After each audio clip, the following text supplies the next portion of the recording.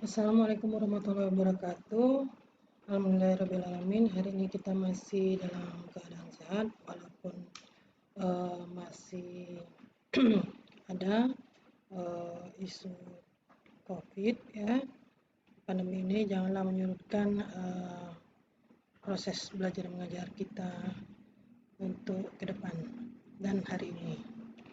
Oke, Ibu akan share dulu materi yang akan kita pelajari pada pertemuan ini.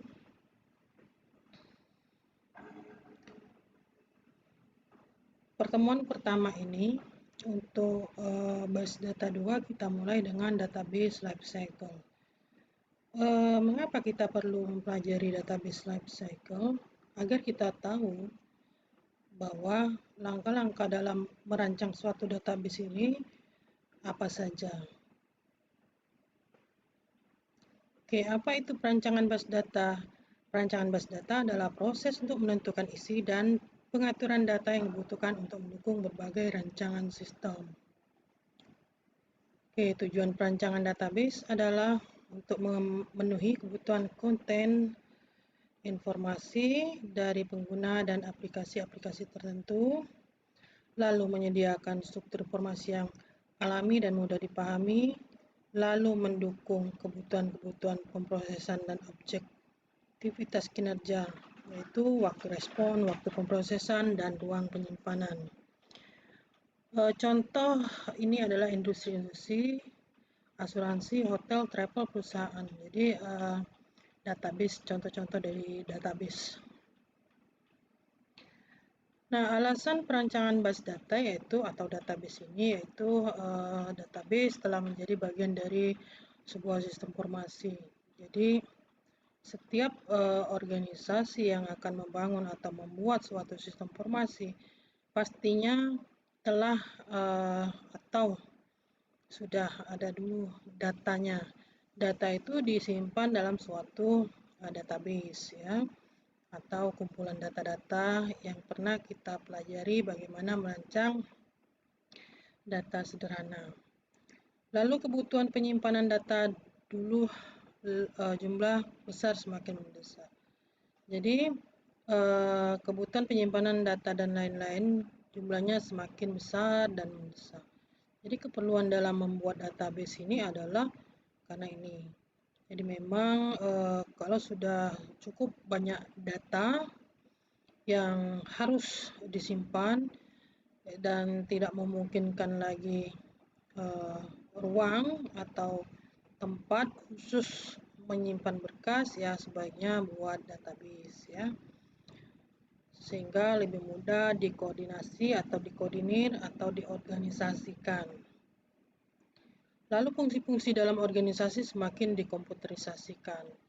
Ya, semakin ke sini ya, proses fungsi dalam suatu organisasi atau perusahaan dan lembaga itu semakin otomatis ya. Jadi saat ini banyak perusahaan telah menggunakan komputerisasi sistem informasi dan database sebagai data utamanya. Lalu semakin kompleks data dan aplikasi yang digunakan, maka relationship antar data harus dimodelisasikan. Jadi semakin kompleks data-data yang kita sebut tabel itu dan aplikasi-aplikasi yang digunakan, maka hubungan antar tabel tadi atau antar data tadi kita buat model atau rancangan sistem database-nya. Lalu dibutuhkan kemandirian data. Kemandirian data di sini adalah database itu tidak merubah program. Jadi jika terjadi perubahan atau update edit data, tidak perlu mengubah program. Oke, secara contohnya seperti ini, siklus kehidupan sistem informasi itu besar, ada siklusnya. Nah, sementara gambarannya seperti ini, siklus kehidupan sistem aplikasi database itu. Jadi, dia lebih kecil dalam sistem informasi.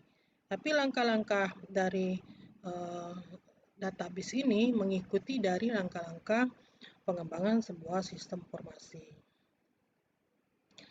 Nah, aplikasi database dalam life cycle, yaitu siklus kehidupan sistem informasi sering disebut dengan macro life cycle, sedangkan siklus basis data, ya, kehidupan basis data merupakan micro life cycle, jadi lebih kecil dibanding sistem informasi.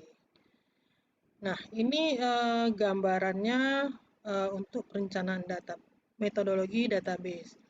Yang pertama, kita merencanakan database. Kita akan membuat database apa? Ya.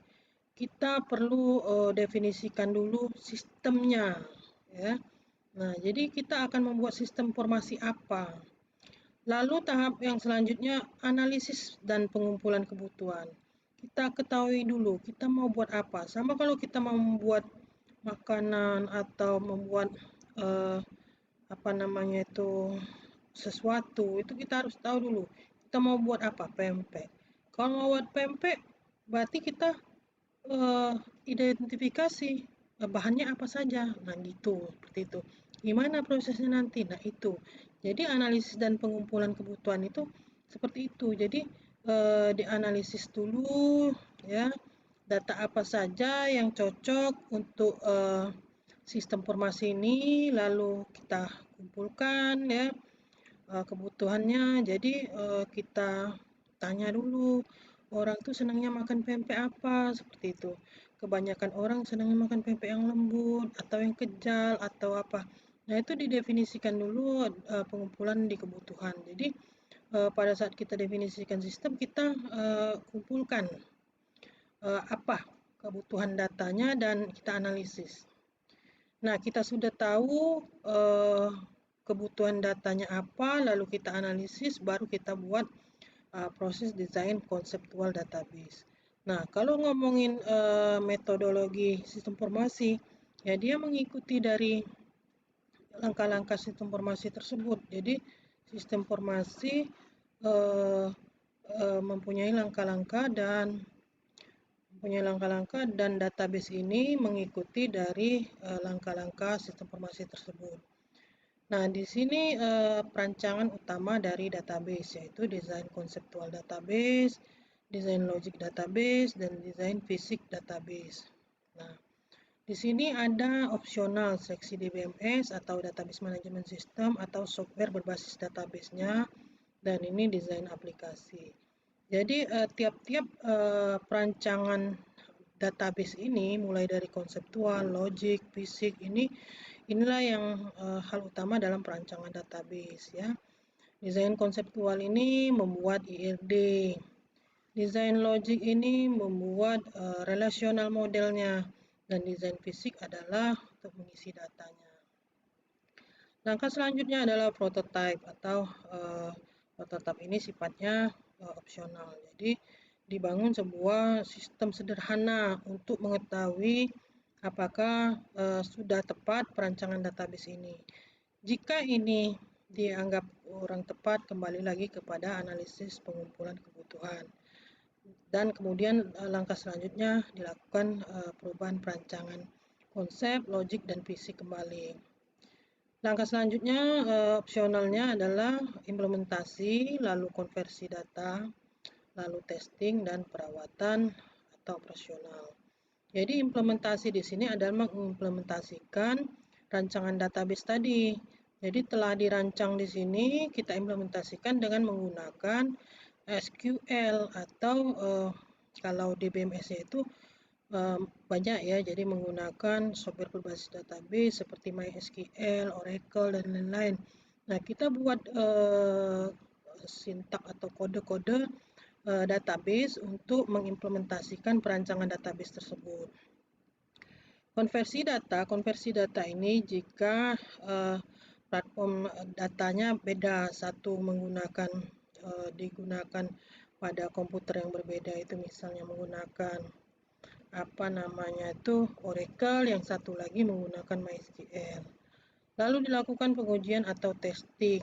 Nah, testing ini diuji apakah error atau tidak, atau sudah tidak error lagi. Terakhir dilakukan perawatan atau operasional.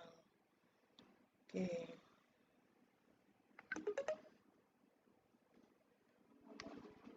Salam.